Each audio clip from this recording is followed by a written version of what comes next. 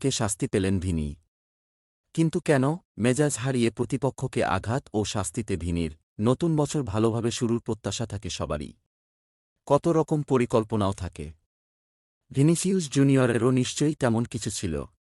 মাঠে বছরের প্রথম ম্যাচটা ভালোভাবে শুরুর প্রত্যাশা ছিল। গোল পেলে তো কথাই নেই।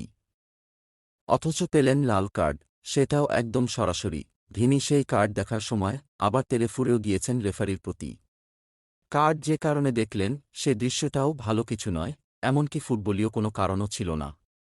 ভ্যালেন্সিয়া গোলকিপার স্টোল দিমিত্রিয়েভস্কির ঘাড়ে আঘাত করেছেন।